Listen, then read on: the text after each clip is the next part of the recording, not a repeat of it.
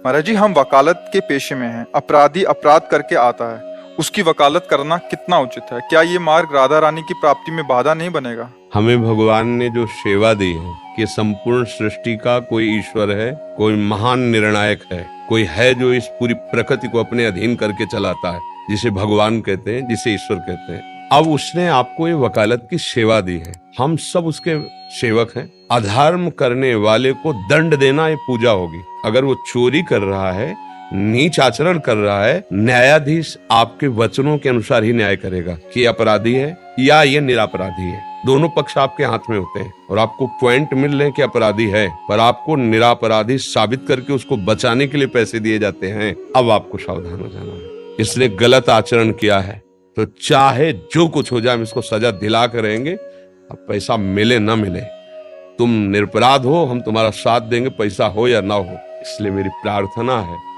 भले नमक रोटी खाना, पैदल चलना, लेकिन धर्म से चलोगे तो एक दिन ऐसी विजय प्राप्त होगी जो इस लोक और परलोक दोनों में आपको सुख और शांति प्रदान करेगी। समय भले लगे और आपको भगवान का संरक्षण मिलेगा। अगर भगवान का संरक्षण है तो फिर कौन बिगाड़ सकता है? इसमें अगर आप सावधान रहोगे तो बहुत बड़ी उपासना बन जाएगी और इसी में आपको भगवत प्राप्ति भी हो जाएगी। आप अपने कर्तव्य का पालन करते हुए नाम जप कीजिए। भगवान का सपोर्ट बहुत बड़ा सपोर्ट होता है, हम लोग जान नहीं पाते।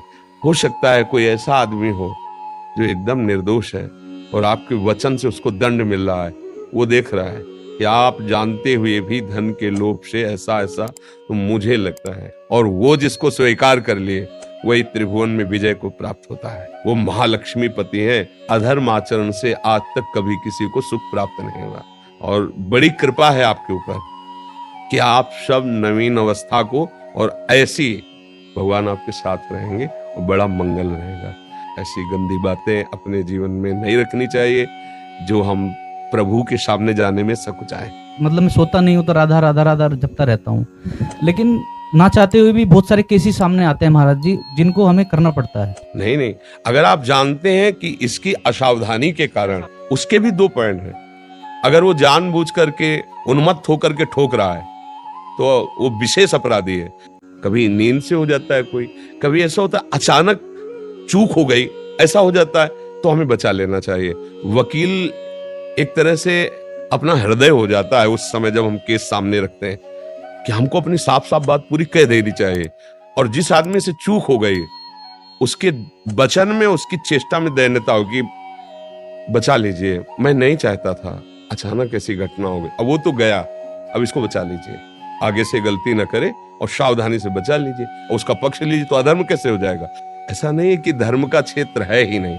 महाराज जी, जैसे मैं नाम जप करता हूँ तो उसके बाद मैं विचलित रहता हूँ, बहुत ज्यादा विचलित रहता हूँ। मैं 2-3 घंटे तक, 4 घंटे तक मेरा जो कंट्रोल नहीं रहता दिमाग बिल्कुल भी। और जब नाम जाएगा तो एक जलन पैदा होती है, जितनी गंदगी होती है वो सामने आती है। भजन ना करने पर तुम्हें उतनी गंदगी नहीं लगेगी, और जहां भजन आपने शुरू किया तो आपके गंदे विचार, गंदे आचरण जितना जमा वो सब सामने आना शुरू हुआ। जैसे 1 लाख मैसेज किसी ने हमको किए हैं उसी नंबर से, और हम डिलीट शुरू करें एक एक, तो हमें 1 लाख बार वही व्यक्ति का मैसेज दिखाई देगा। ऐसे ही असंख्यों बार हमसे अपराध हुए हैं, काम से, क्रोध से, लोभ से, मोह से। और जब हम नाम जब शुरू करते, मान लो काम वृत्ति वही आई, नाम ने नष्ट किया, फिर वही काम वृत्ति आई, नष्ट। मुझे लगता है ये कब नष्ट होगी? वो नष्ट हो रही प्रत्येक, पर वो जमा है बहुत पुराना, अनंत जन्मों से। नाम से कभी अमंगल नहीं होता, और जब भगवान रक्षा करते तो कोई पैदा नहीं हुआ त्रिभुवन में कि मार सके। पक्की बात समझ लेना। यदि आपका पूर्व का पाप है और समय समाप्त हो चुका है तो मारे न मारे, आपका समय समाप्त हो चुका है। भगवान रक्षा करते हैं तो कैसे कैसे तुम्हें बताए, जीवन में हमने खुद देखे। भगवान बहुत कृपाल है।